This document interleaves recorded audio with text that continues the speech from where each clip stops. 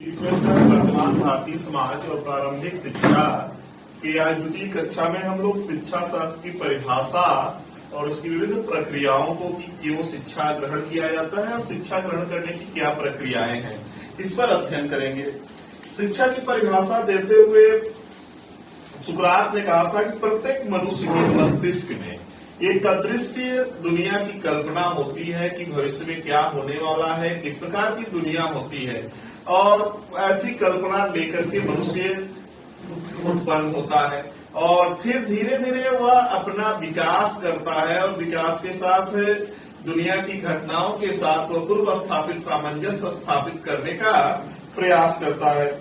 फ्रेंडसन कहते हैं कि आधुनिक शिक्षा का संबंध व्यक्ति और समाज के कल्याण से है। किस प्रकार से एक व्यक्ति और एक समाज का कल्याण शिक्षा से होता है। आप देखें, एक व्यक्ति और समाज दोनों समष्टि रूप से शिक्षा में एक दूसरे से जुड़े हुए हैं।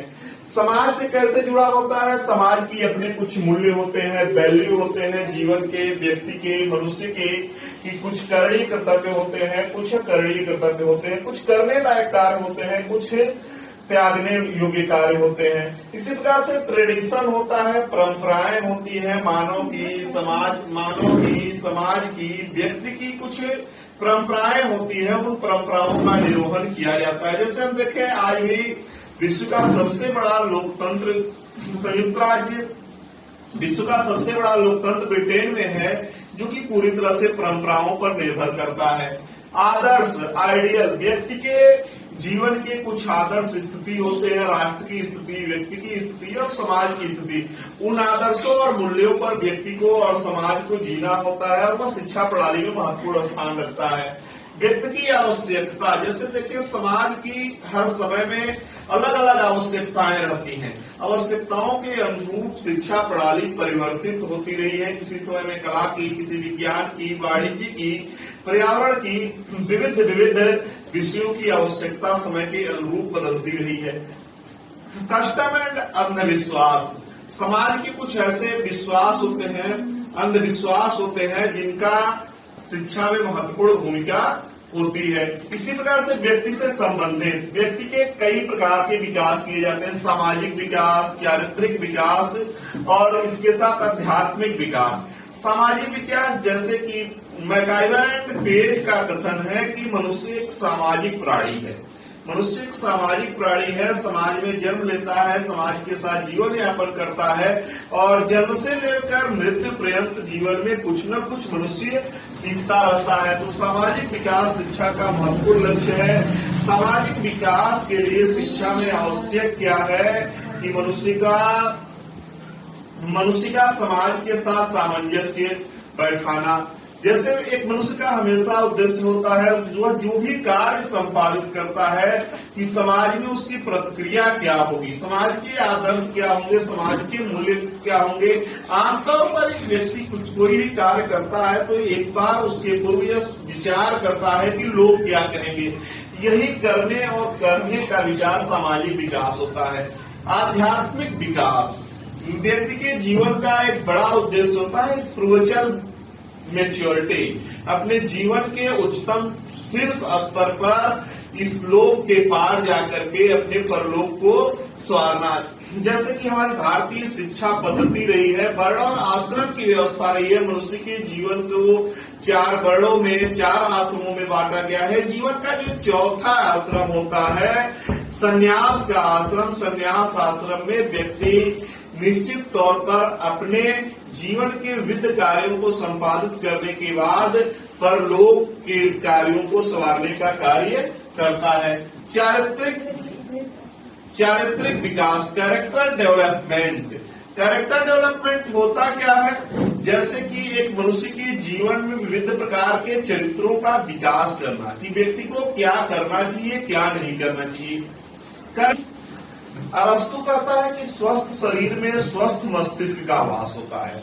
इसलिए एक बालक को पढ़ने के लिए शरीर से स्वस्थ होना चाहिए।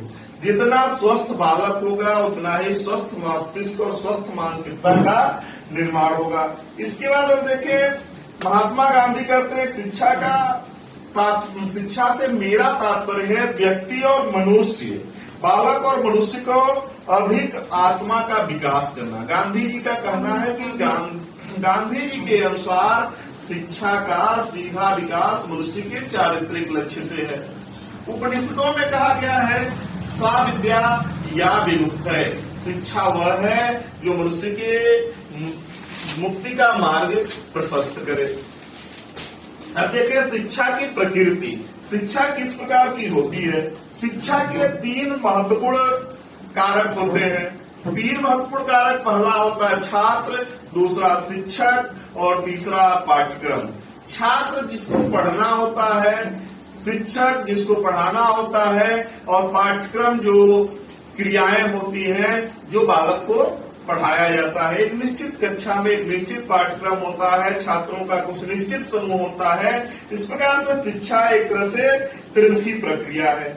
शिक्षा कभी जड़ या स्थायी नहीं हो सकती है। समाज बदलता है, शिक्षा बदलती है, शिक्षा की आवश्यकताएं बदलती हैं, इसलिए शिक्षा हमेशा गतिशील होती है।